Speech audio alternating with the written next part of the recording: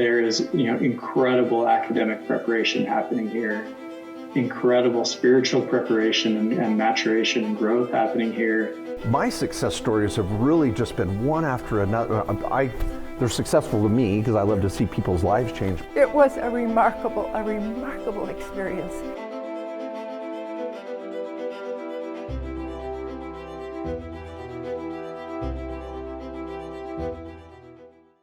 Hello and welcome to Latter-day Profiles. I'm Brian Howard. We're here on the campus of Brigham Young University, Idaho. And joining me today is Jeff Wheeler. Jeff, welcome.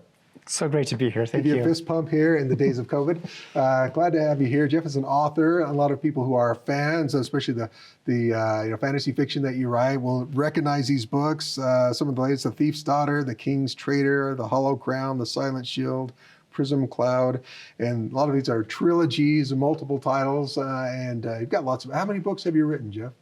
I'm on 34 right now, and I kind of have lost track. So I kind of have to do the math sometimes when I get asked. Yeah. Also the founder of an electronic magazine, an e-zine called Deep Magic, that is all about this type of writing, and which is a lot of work actually, which we're going to talk about a little bit. Jeff, how did you get into this? Let's talk about growing up, because was this writing always in your blood growing up? Do you remember wanting to write or be involved in this kind of thing? Well, when I was a kid, I was more interested in being an artist. I loved drawing, and my teachers always praised me for that. But when I was in junior high, that's when the writing bug really hit me. I happened to just be looking at a book in a library, said, this looks interesting. It was fantasy, and picked it up and started reading it, and it just hooked me. And I said, I've got this thing all figured out. I know exactly what the author's going to do. And he blew all my plans up by the third chapter. I mean, everything was not what I expected. And by the time I finished that book, it just lit a fire inside of me that I said, I want other people to feel the way I'm feeling right now. And how can I do that? And it's been a long road, of course, but that was really kind of the defining moment where that bug kind of got caught, and I had to be a writer. That fire was lit. So did you continue to do stuff through like junior high, high school? Did you, put together, write some, books, even though maybe not published? Or what did you do during that time? Well, I started writing short stories in junior high, but they were horrible. By the time I got to high school, I really decided I wanted to focus on writing more than artwork. I wrote 5 novels while I was in high school. Wow. None of them were any good. But again, it was, a lot of times my family members were watching television. I'm upstairs on my computer, just, typing away, just story after story. Kind of strange thrillers, kind of political thrillers, kind of story. And it was a lot of practice. I actually submitted some of them for publication while I was in high school and thought I was all that. But of course got rejected, but for me it just kept me excited. It kept me wanting to do it, and so I decided, well, when I get to college, do I want to, be an English major? Do I want to be a history major? I was kind of debating between the two, and I ended up choosing history because that's where a lot of my story ideas come from. Mm-hmm. So instead, I had to learn to precisely write the words, get the storytelling down from stories of the past, and that's pretty cool. Absolutely. You served a mission in there. Where'd you go?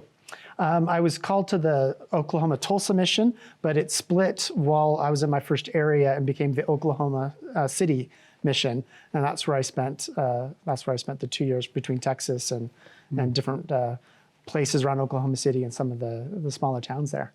Well, interesting. What kind of impact do you feel like that had on you? Moving forward, both career-wise and for your spiritual life. Well, it affected my career in ways that I couldn't have predicted. So while I was on my mission, I was the mission secretary for 6 months, and I got to learn about the different, computer platforms, the different softwares that went with this. This is back before the .com boom even. And when I got home from my mission, I was looking for a job, and I went to a temp agency, and they said, do you know these software platforms, which were exactly the ones I had learned on my mission, and I was a very fast typist, as you can imagine.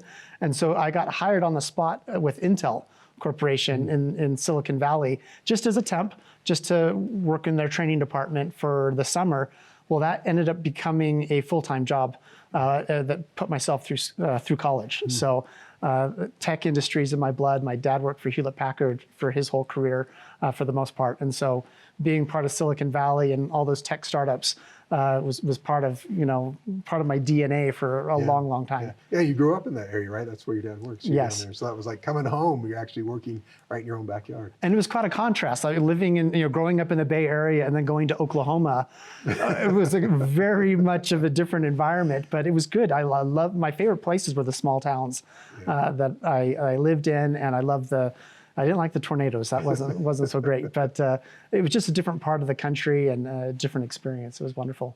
Now, I was reading through your bio. You're one of the lucky ones. You had a girlfriend who actually stuck around, and you got married right after your mission. How did you make that work? How did that happen? Well, it's funny because so many times on my mission, people kept asking me, "Are you going to get? Has she broken up with you yet?" And I didn't think that she was going to.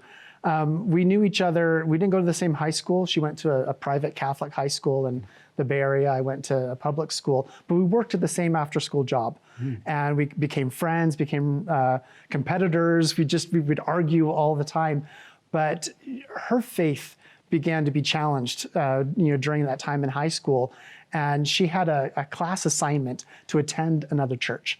And she asked me if she could attend church with me. And I was like, sure, that sounds great.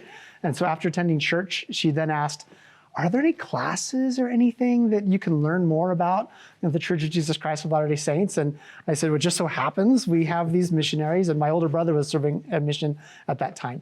And she actually took the discussions in my home. And so it turned out to be a really neat experience. She was baptized while I was on my mission because her parents said, this is going a little fast. Why don't you wait a while? She waited a year, attended church every week, paid her tithing, even though she wasn't a member. And I just had a feeling that she was going to stick around for the long haul, and she did. That's great. So you got home mission. How long after that when you were married? I got back in 92. We got married in 94. Okay. So you went through college doing history, then you went back, you worked for Intel, right? Continued on working for Intel, but you're still writing all the time, right? So, Absolutely. So pick up from there. So you're writing, are you trying to get submitted? Are you, it's a passion thing. What are you thinking at this point that you're working full time and trying to write? Well, I guess my master plan, if I had one, was I thought I would end up becoming a college professor or maybe a teacher of history, and that I would write during the summers. So that was kind of my plan. But I was taking every creative writing class I could while I was at college and learned a lot from several different teachers, had a great time with it, and kept wanting to publish. One of my teachers actually recommended a short story that I'd written, which was a fantasy short story. He said, this would make a great children's story. And so I submitted it to a magazine in New York, and it got accepted. And that was my first publishing credit. And I thought, wow, this is easy. And no, it was not easy. But that story ended up becoming, leading to me self-publishing that story as a children's story. And I just kept thinking, what do I need to do? I kept, turning in manuscript after manuscript, kept getting rejected. And one of the thoughts that I had was, well, I need to have maybe a following, maybe a fan base. That might make it easier for a publisher. And so that's when one of my mission companion friends and another friend of mine from high school got together and created Deep Magic. We did a magazine to be able to learn about the industry, to learn about, interview some of our favorite authors. And that worked out really great. I got to meet, my mentors, many authors that inspired me during my college years by doing Deep Magic. I think a lot of times when you think about writing, you think of, okay, one person sitting alone, which is, when you're actually writing, but the feedback you get from other people to help you along the way is probably huge to help you figure out actually what direction you're going. It's true. So having two good friends, my wife was one of my first critique partners who would read what I wrote. But you're right, it's a very lonely profession. You're mostly there by yourself, but it's that feedback that tells you whether or not you're hitting the right chords with a reader or not. And so having that experience of working with Deep Magic, being able to talk to editors and authors that I admired kind of helped show me, as well as looking at all the submissions that came in. Because as I started looking at things with an editor's eye, I started to see, so much of this stuff looks the same. How do I make my writing different? So all of this was kind of a process that I went through to understand what professional writing is really all about. So what was the big break in there at some point? Because you're writing a lot, and it's got to be discouraging when you submit stuff and it gets rejected. So what happened to kind of turn the corner? It's like, okay, this is actually working. Well, kind of a turning point moment happened for me around 2008. One of my favorite authors, the one whose book I had found in the library when I was in junior high, came to the Bay Area to do a writing seminar for a one-day Saturday class. And I remember seeing that in the mailbox, and I told my wife, I said, I've got to be there. This is my dream come true, to have a chance to submit some of my writing to him for feedback and to attend his class all day. So I did. And he said something during that class that really kind of surprised me and kind of, made me think. The advice he gave, and he attributed it to Stephen King, who may have said this, and I haven't been able to find whether Stephen said it or not, but the advice was, after you've written your first 1,000,000 words, then you're ready to start. And really you got to get the words out first, and it takes that much practice. So I went back home after that class with him, and I added up all those books I wrote in high school, the books I wrote in college, the books I rewrote, just trying to make it better, the articles and stories I'd written for Deep Magic. And it came out to 980,000 words.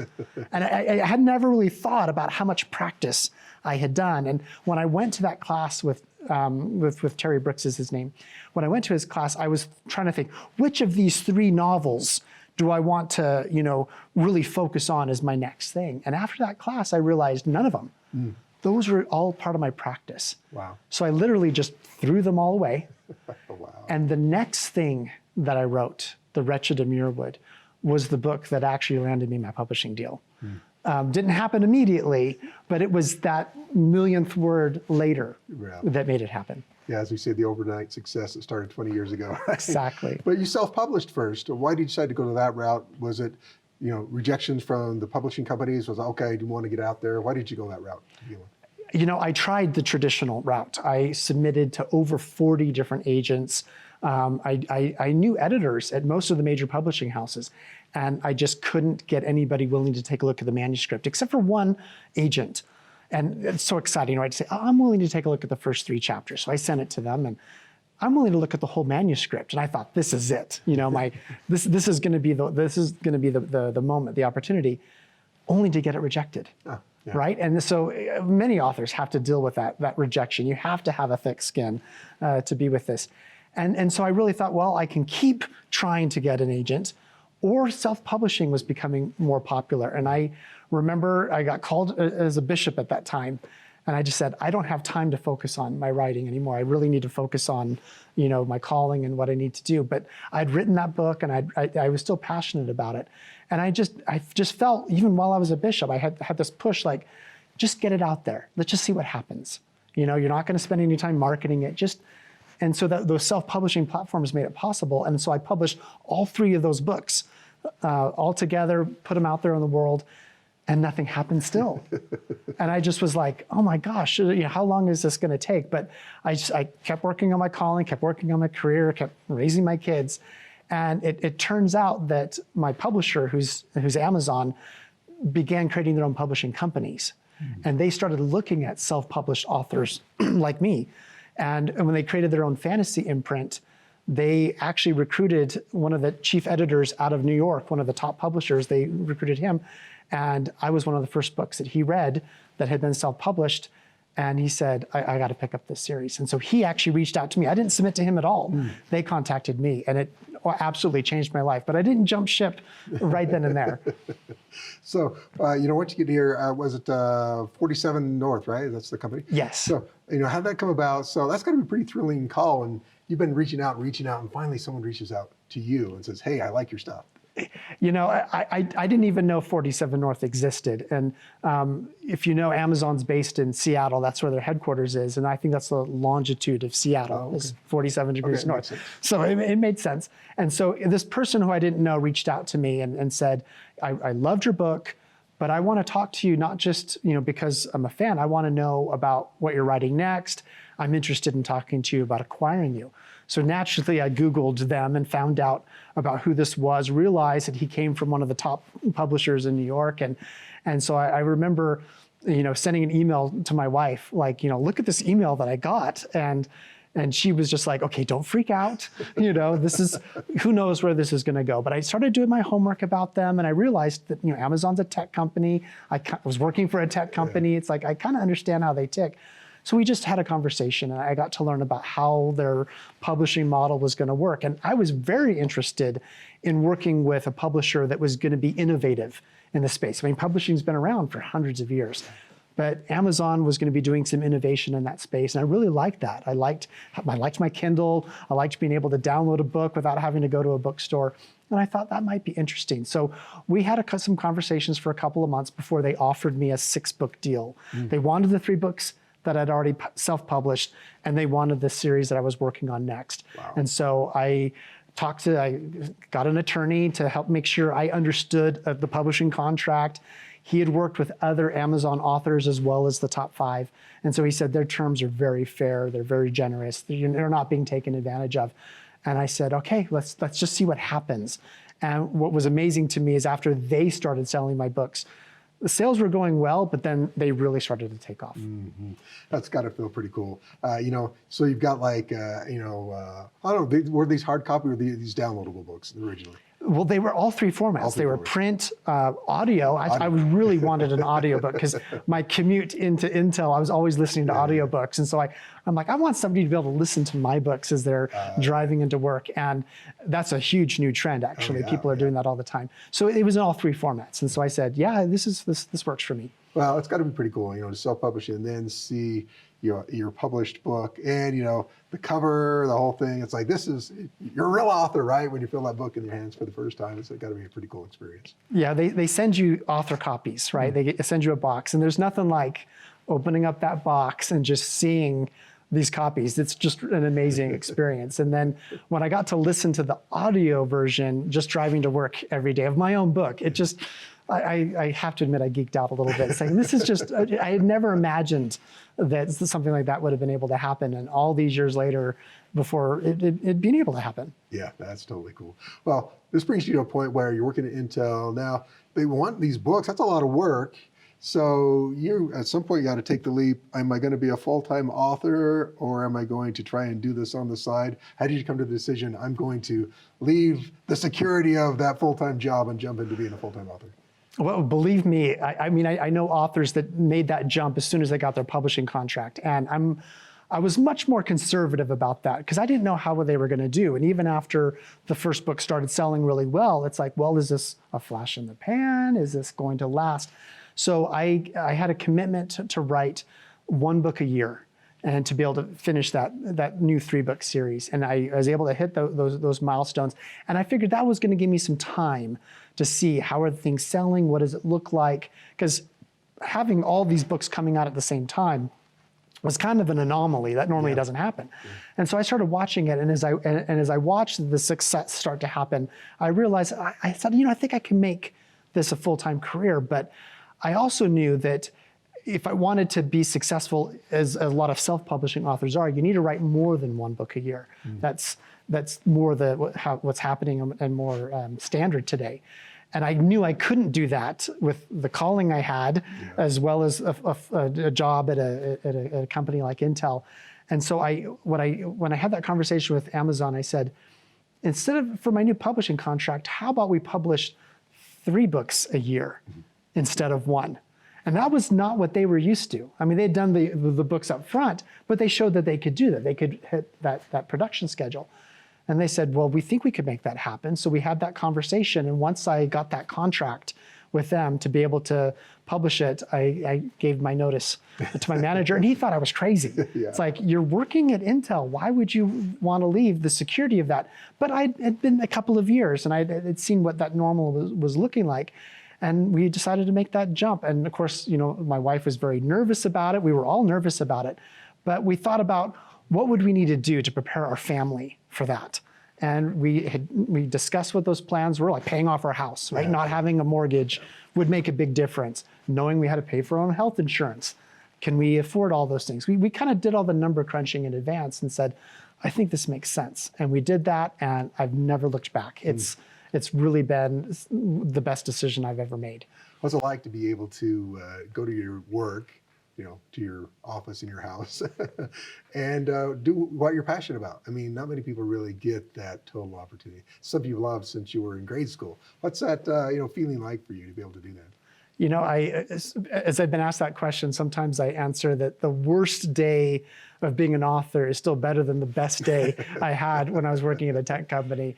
And it's true. I love the job. I love the fact that I'm there for my kids when they come home from school, that I can go to their concerts, that I don't have business trips, that things that would pull me away or things like that. So I really feel like I'm closer with my kids, my family, and with my wife than I had been before.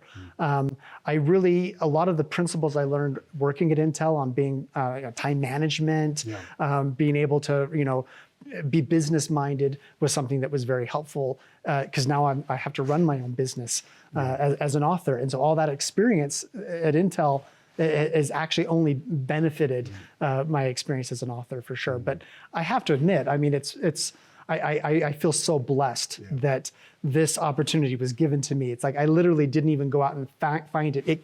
It came to me. That's awesome. We only have a couple minutes left, but I want to talk to you about the creative process because it's got to be a kind of a cool feeling. You're creating characters, worlds, fantasy. How do those kind of, obviously it's been something that's been, in your mind for years, starting as a kid. How does that process work for you as you're creating these scenarios, these stories? Well, for me, there's kind of an incubation period that happens. So a different story idea can come from many different ways. For example, my family went to the Piano Guys concert, and they happened to have on the big screen behind the performers some video footage of this place in Scotland.